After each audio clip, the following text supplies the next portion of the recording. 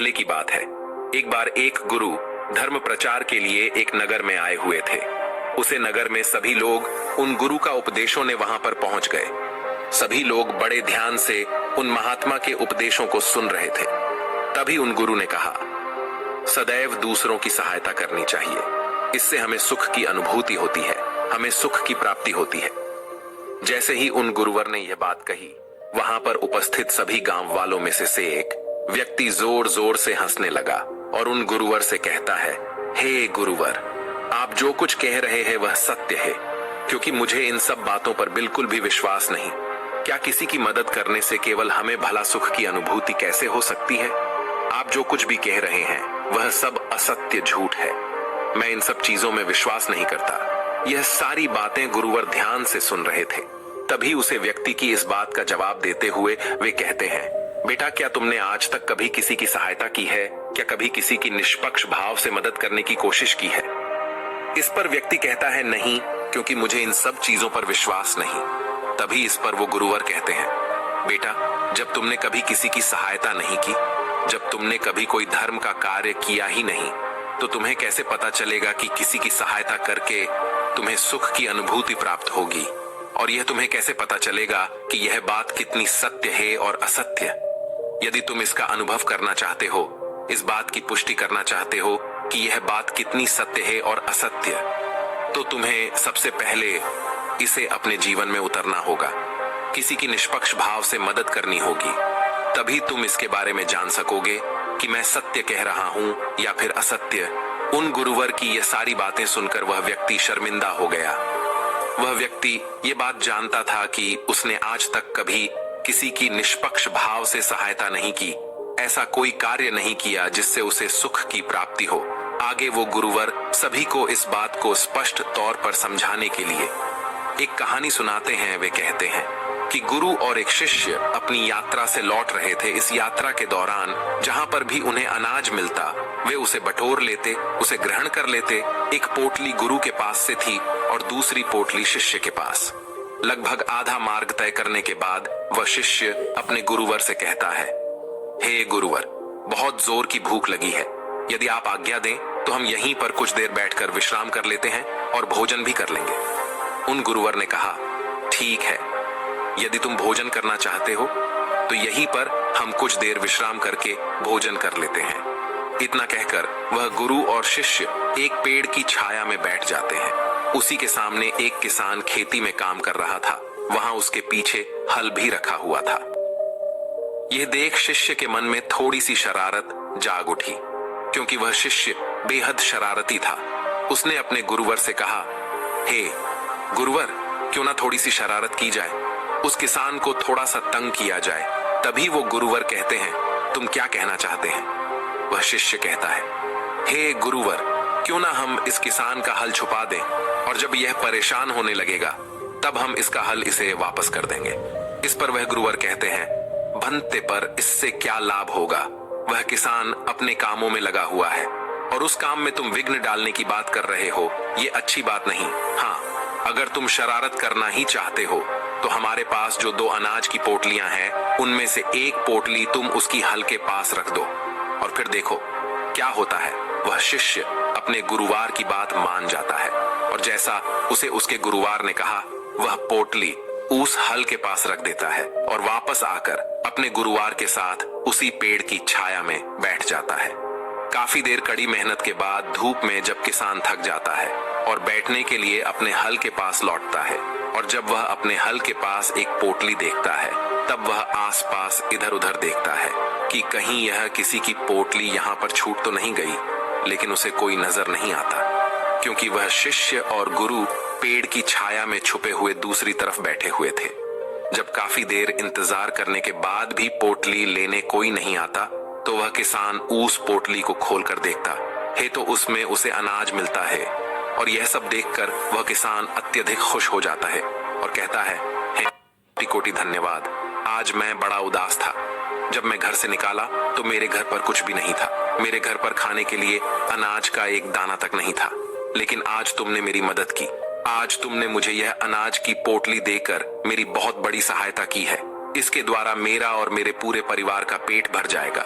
इसके लिए आपका बहुत बहुत धन्यवाद। इतना कहकर वह किसान उस पोटली को लेकर वापस अपने घर की ओर चला जाता है। इतना कहकर वह गुरुवार उसे व्यक्ति से यह सवाल करते हैं कि अब बताओ, तुम्हें किस चीज से ज्यादा खुशी मिलती, उस किसान का हल चुराकर या फिर उस किसान को वह पोटली देकर?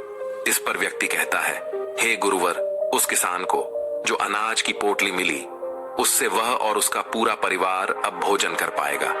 इससे ज्यादा सुख की बात और क्या हो सकती है? इससे ज्यादा खुशी की बात और क्या हो सकती है? तभी वह गुरुवर कहते हैं, तुमने बिल्कुल ठीक कहा। जब हम किसी के निष्पक्ष भाव से मदद करते हैं, जब हम ऐसे व्यक्ति की सहायता करते हैं जिसे उसकी आवश्यकता हो, तो हमारे मन को असीम शांति प्राप्त होती है और हमें सुख की अनुभूति होती है।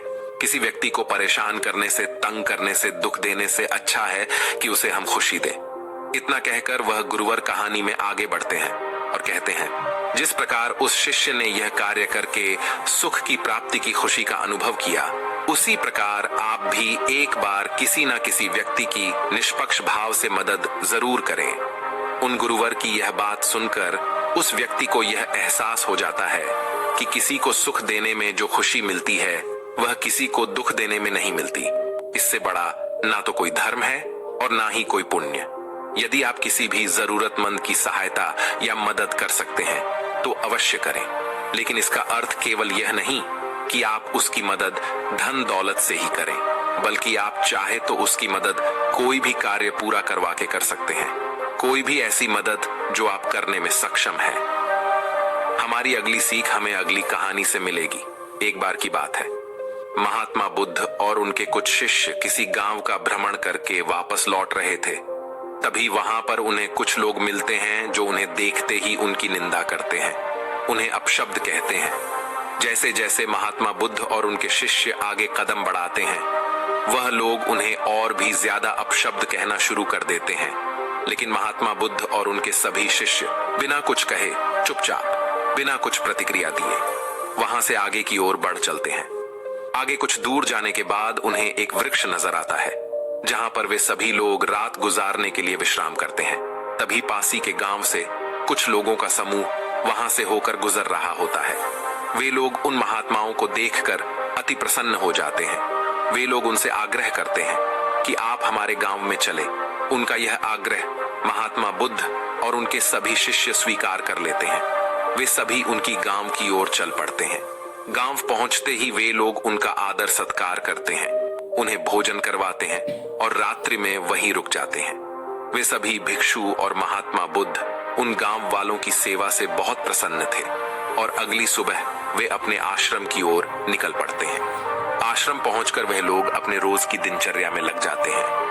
वह सभी आश्रम से कुछ दूरी पर बने हुए एक गांव में पहली बार भिक्षा मांगने के लिए जाते हैं।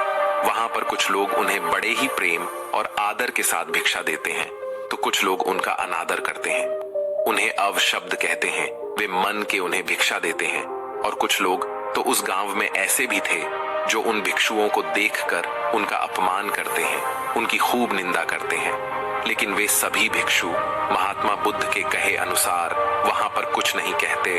वे चुपचाप उन सभी बातों को सुन लेते हैं और बिना कुछ प्रतिक्रिया दिए वह वापस महात्मा बुद्ध के पास लौटते हैं और फिर उनसे कहते हैं, हे तथागत, हम आपसे कुछ प्रश्न पूछना चाहते हैं और उम्मीद है कि आप उसका उत्तर हमें अवश्य देंगे।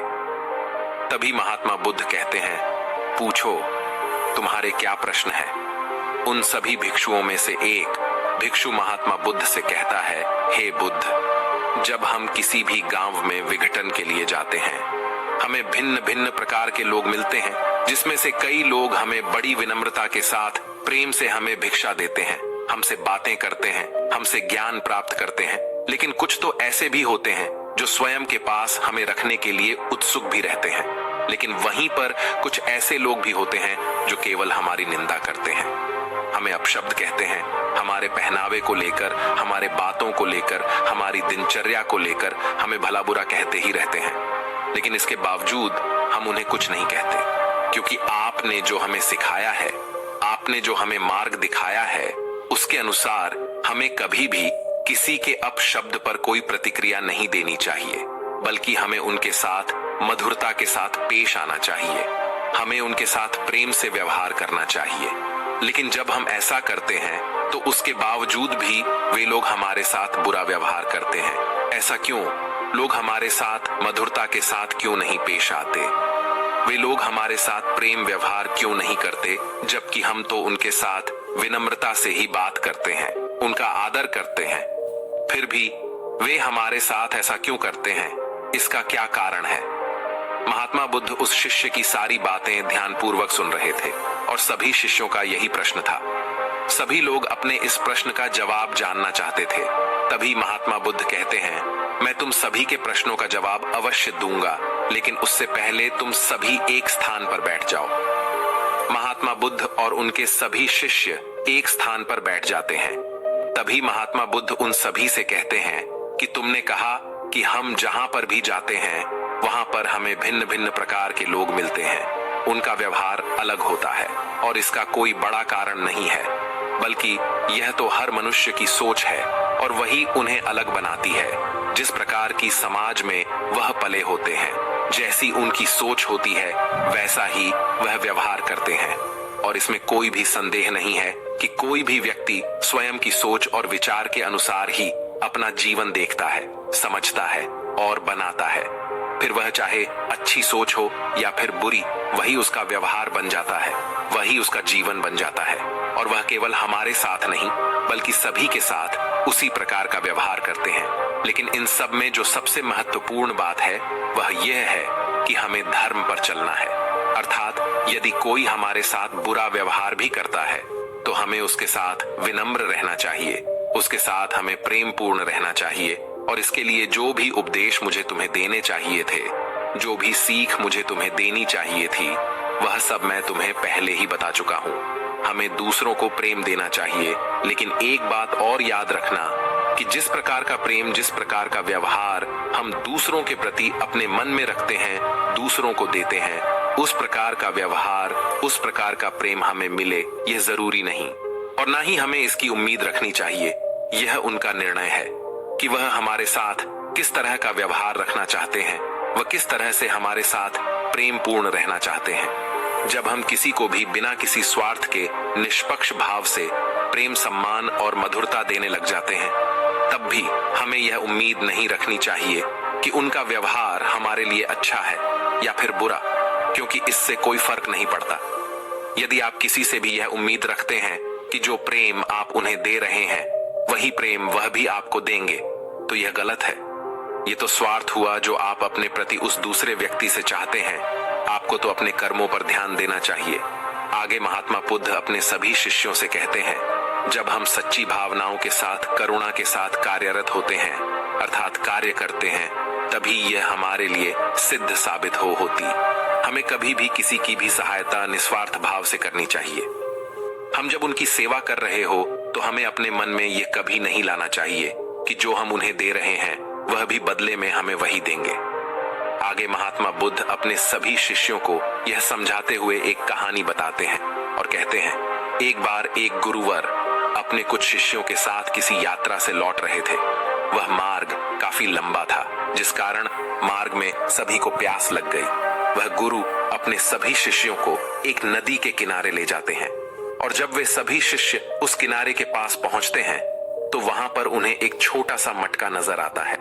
वे सभी लोग उस मटके का इस्तेमाल करके पानी पी लेते हैं और फिर उसी मटके में पानी भरकर वह अपने गुरु के पास ले जाते हैं। लेकिन जब तक वह पानी वह अपने गुरु के पास ले जाते हैं तब तक वह मटका लगभग खाली हो जाता है। उस मटके में केवल थोड़ा ही पानी बचता है।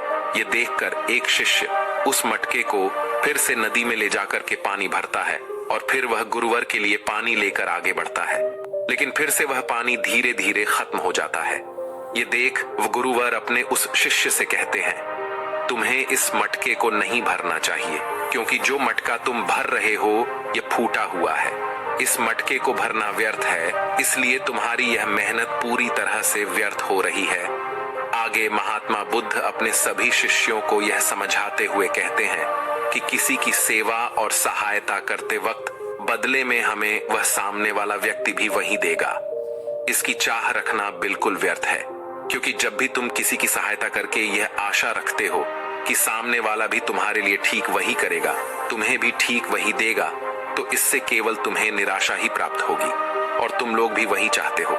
जब तुम भिक्षाटन के लिए किसी गांव में जाते हो तो यह तुम्हारा धर्म है कि तुम विनम्रता, प्यार, आदर सत्कार के साथ भिक्षा मांगो, लेकिन बदले में वह भी तुम्हें आदर सत्कार के साथ भिक्षा देंगे।